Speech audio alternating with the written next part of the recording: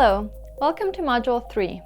This module has a special focus on mask use in the community settings and is intended for the general public.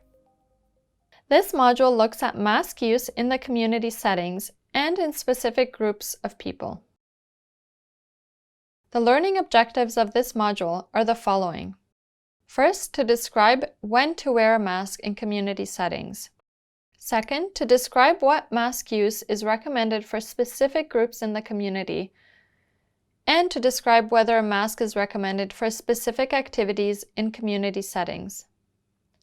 The audience for this module is anyone in the public in community settings who is either interested in mask wearing or is advising others on what mask to wear. Knowing when to wear a mask in the community can be confusing. Let's walk through a few scenarios. First, you should learn about the type of transmission scenario that your area or city is in. If you are in an area with community or cluster transmission, masks are advised in enclosed settings where you cannot maintain physical distance of at least 1 meter from others, such as public transport, markets or stores, workplaces, schools, churches, restaurants, gyms, and others. Otherwise, in indoor spaces which are enclosed, crowded, and where you do not know the type of ventilation, you should wear a mask. In your home, if someone is visiting you and your ventilation is not great or you don't know what type of ventilation it is, and you cannot maintain physical distancing from the visitor, it is advised to wear a mask. Keep in mind, the type of mask will depend on all of the factors I outlined in Module 1.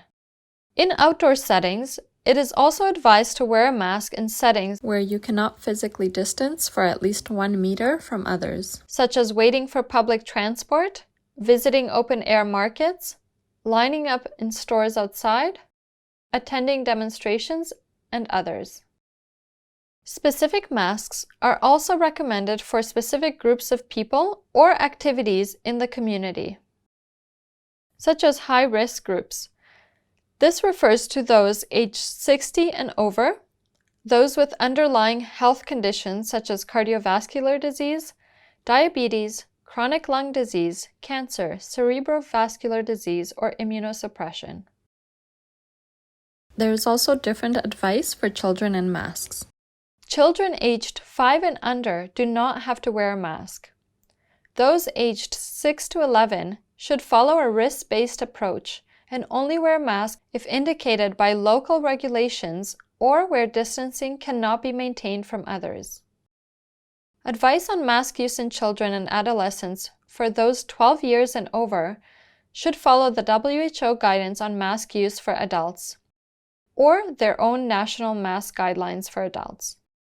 The use of a medical mask for immunocompromised children or for patients with cystic fibrosis or certain other diseases such as cancer depend on all of the factors outlined in Module 1.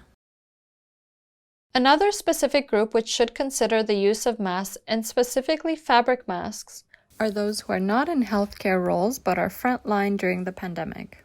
These workers should be advised on when and how to wear their mask appropriately. They should wear a fabric mask unless they are in a high-risk group.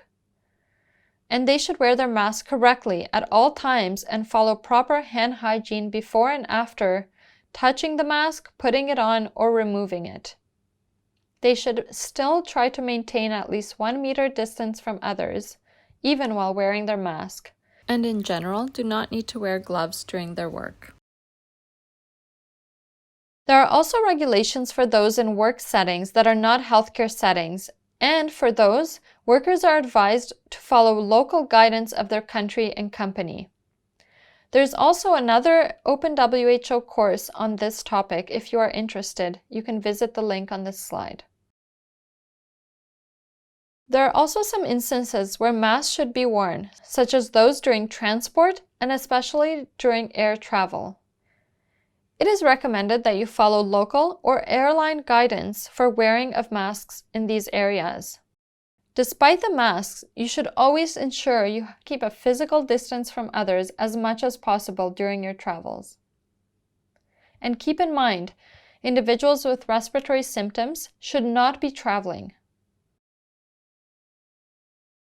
During exercise, we also advise that people should not be wearing masks if they are doing vigorous, intense physical activities. Whether you're outdoors or indoors, it is important to maintain physical distance from others. And if you are indoors, you should be paying particular attention to the ventilation to ensure that the air is circulating, and to the cleaning and disinfecting of the surfaces in your environment. So regardless of the setting you're in, don't forget to follow the 5 basic public health measures in order to lower your risk of getting infected with COVID-19 and to prevent infecting others.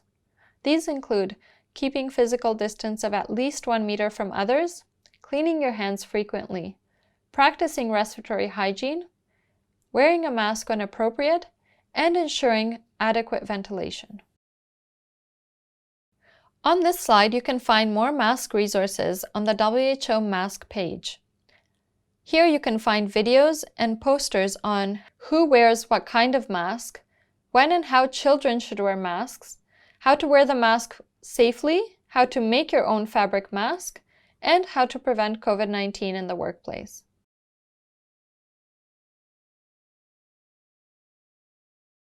This brings us to the end of Module 3.